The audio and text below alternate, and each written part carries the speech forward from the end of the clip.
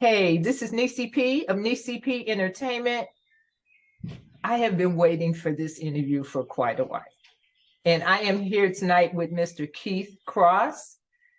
I call him my juice in the morning man because he did this song a while ago called Juice in the Morning, and I just love that. And so if you guys go to the Inner Sanctum Radio, I'm quite sure you will hear it because I still get it in my rotation. Keith, how are That's you awesome. today? I'm good, Nisi. I'm real good. I'm happy Yay. that we're actually sitting down and finally getting to do this. I know, right? You've been a Yeah, busy person. yeah, yeah, yeah. I've been real busy. So what's going on with you before I start delving into all of your business?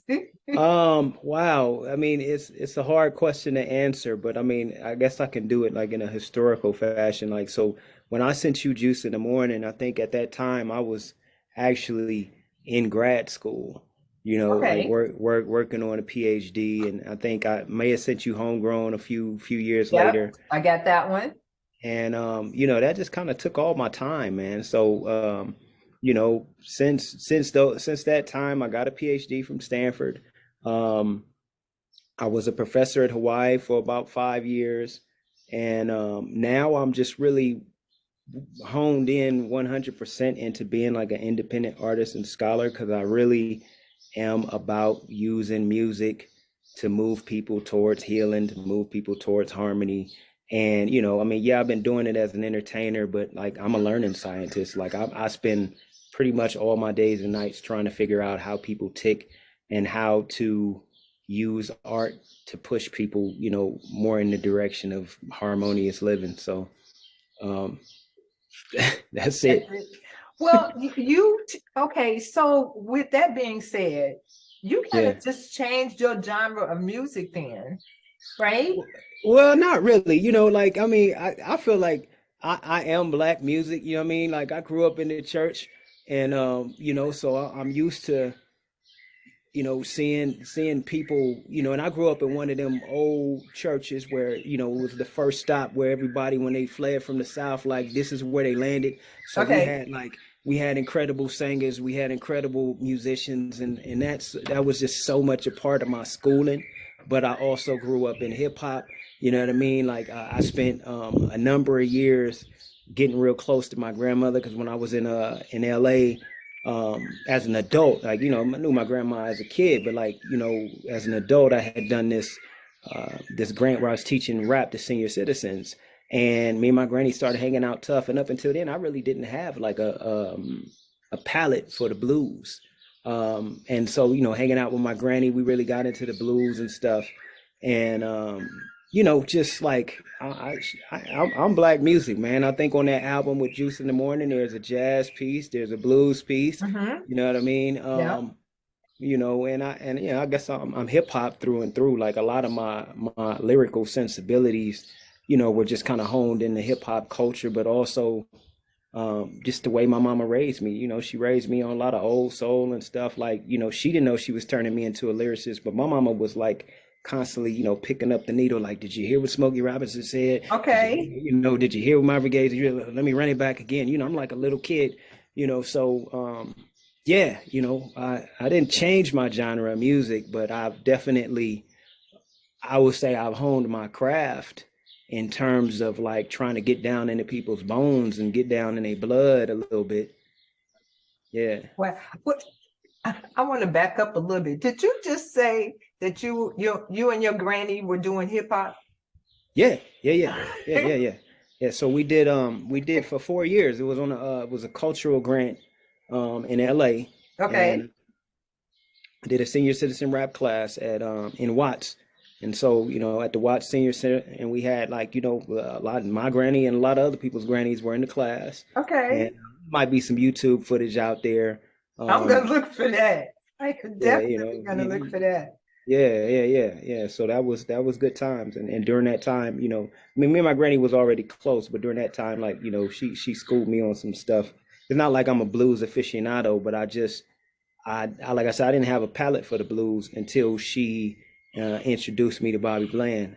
Then it was There you just like go. it was like what they call it in in the scientific world, they call it like a boundary object, right? Like, so you know, it's like this doorway, like, you know, maybe somebody can't learn something or they can't really, you know, get a taste for something until somebody introduce them to a boundary object, and that Okay. becomes like the window into that world. So for me, you know, I guess my granny knowing where I get my soul from and where, you know, like she was like Bobby Bland is what you need to listen to. And once I listened to Bobby Bland, it made me hungry for, you know, other stuff. Okay. You know what I'm Okay. saying? Well, did she also introduce you to like Tyrone Davis? That was one of Tyrone. my favorites. I don't know Tyrone Davis. He's Like I said, I'm he's not aficionado, so you know, we you're gonna have you to. can school me though. Oh You can yeah, school for me. Like real. I'm always happy to learn. For real, Um, I am going to yeah, definitely send you some Tyrone yeah, Davis and some Johnny Taylor. That's for sure. yeah, yeah. Oh, Johnny Yeah, Taylor, I because that's know. what my mom she loved the blues, and that's what I Yeah, listened to, when I was coming up, listening to some of her yeah, blues. Bobby Blue Bland was her favorite, then yeah, Tyrone, and then Johnny Taylor. So I yeah, got you. I can totally yeah, relate to yeah, that. yeah, I can yeah, totally relate yeah. to that. And my other granny, like, I didn't even know she was in the blues really, but she introduced me to Samuel Burke. Is that his name? Samuel Burke. I think his name was Solomon Samuel. Bird. Solomon Burke. Solomon Solomon Burke. Bird. Yeah, yeah, yeah. Yeah. Yeah. Yeah, man. That is so funny. I was like, oh my goodness. So Yeah. with and you have already said that this really didn't change your genre. It just made you hone into your artistic ways. But what do Yeah. you think it did to change you as an artist? Um, what do I think what did? Hanging What do out with you my think? granny, going to get my degree. What? Well, a little bit of all of it, but from Juice in the Morning up until what is it? It's Privilege. Black privilege. Okay, there you go. Yeah. How do you think, because of where you were at Juice in the Morning and where you are now, Yeah. how do you think Yeah. that changed you as being a singer and an artist and a Yeah. lyricist? How do you think that changed you? Yeah. You know, it's funny, you wouldn't believe this, but like Juice in the Morning, like that was my first time even trying R&B really. Really? Yeah, man. I You was I knocked was that out the park. I'm sorry. I'm just not partial here. I just ah, that's cool, man. That's cool. Yeah, I had you know, I had been mainly a rapper, and one of my mentors, you know, he was like, "You can sing, you should sing." Reggie Andrews is his name. You might know him. He just passed a little while ago, okay. and you know, he was like a mentor to people way more famous than me, but he was a mentor to me. So like, you know, he mentored people like Patrice Rushen and Okay. you know, Tyrese and stuff like that. He's the guy who wrote him and Dude Chancellor wrote the Let It Whip, you know, the Yeah. dad for the dad's band, yeah. Yeah. So, you know, we used to teach together. And he just kind of, you know, schooled me on a lot. And one of those things, he was like, you got to start singing. He was like, there's a bunch of rappers, but at this time, at least, you know, there was no Drakes. And, you know, he was like, ain't nobody singing other than Lauryn Hill. And so he was like, you need to start singing. And so Juice in the Morning was just one of the things that came out of him telling me to go in that lane. Um, Okay.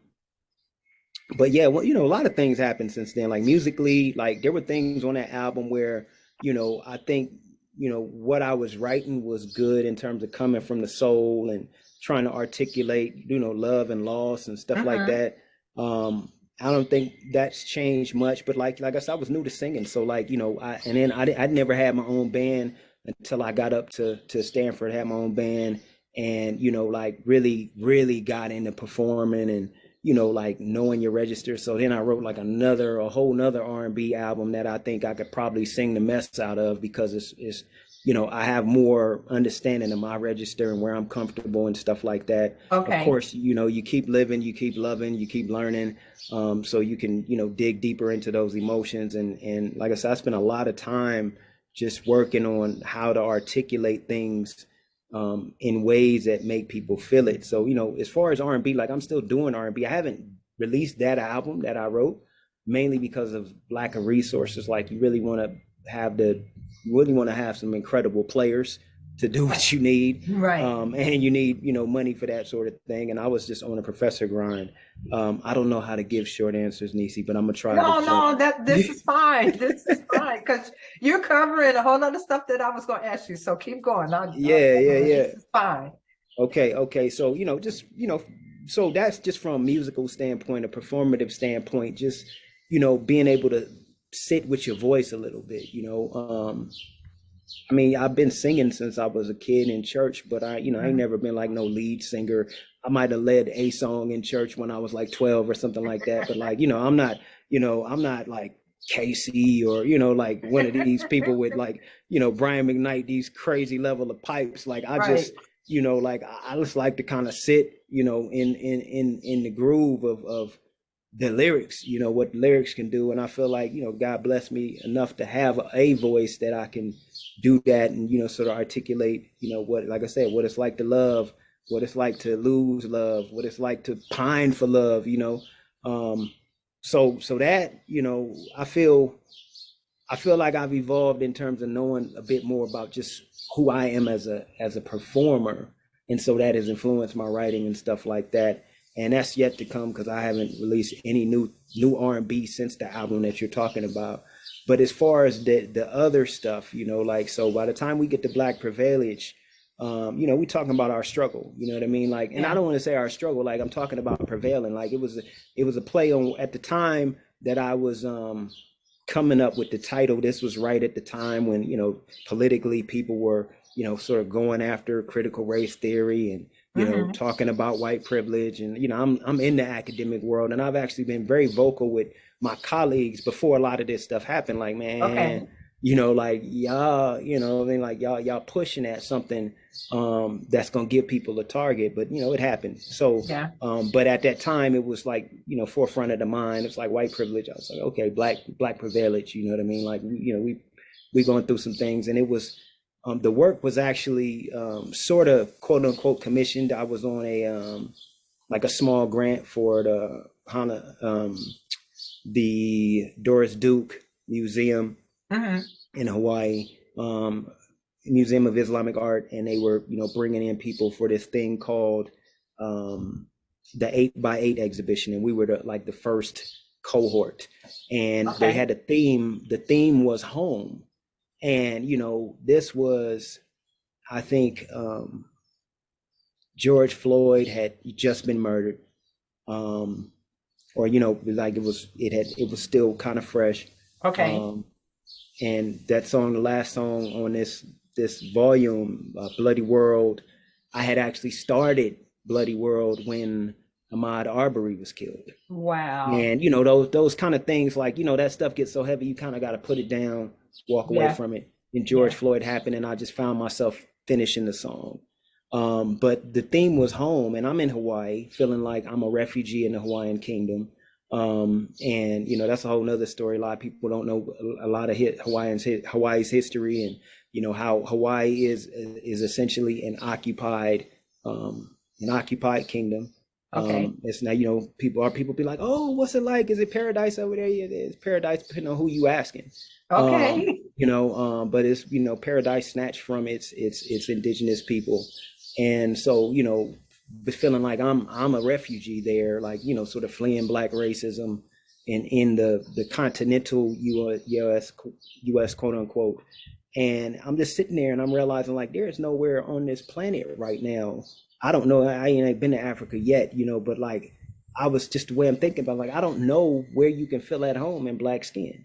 You know what I'm saying? I was like, like I grew up in LA in the 80s and the 90s. It was not a place that I really wanted to return to once I left, for various reasons. And of course, we got like these things escalating, not just with police, but, criminalizing our babies, the what they call them, zero tolerance policies, arresting 10-year-olds. And, I knew that I didn't feel at home in the place I was born.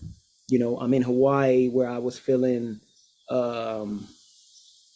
sort of adopted, taken in by some people, while I'm working. But that was an interesting thing to navigate, because you're trying to ally yourself with, the people who are going through it.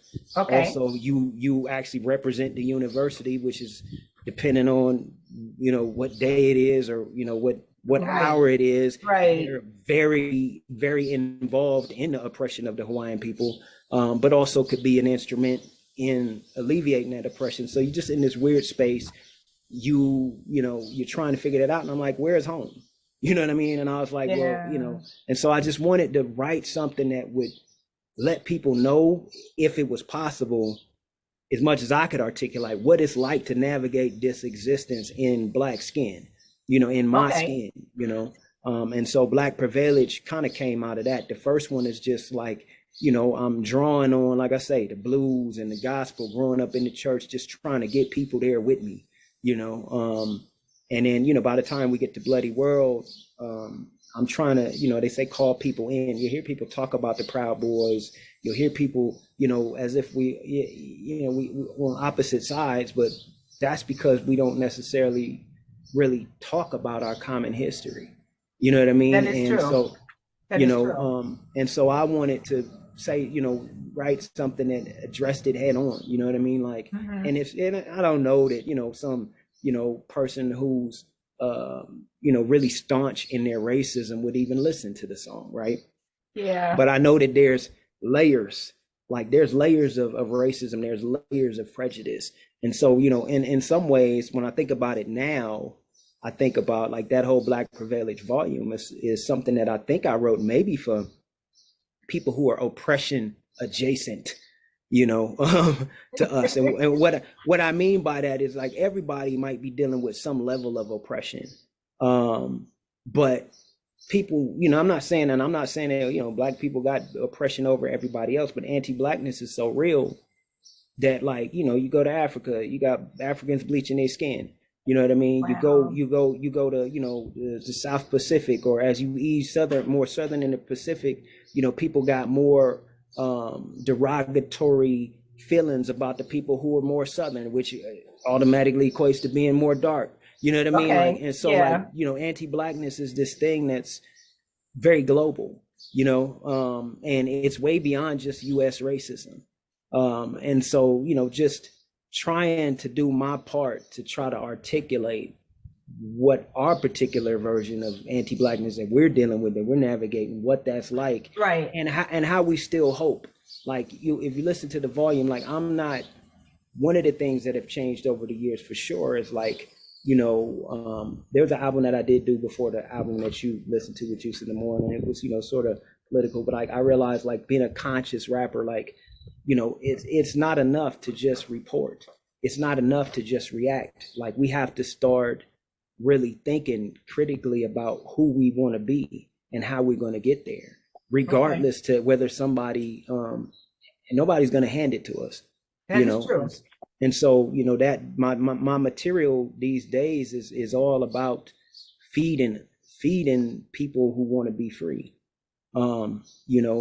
feeding us in ways that make us stronger, make us smarter, make us faster, make us harder, make us softer, make us more flexible, like whatever it is that we need to thrive as, at our fullest potential of what God intended us to be, Wow. so, yeah. That is so awesome. Well, we're going to take a break right now, and Okay. we're coming back with Mr. Keith Cross.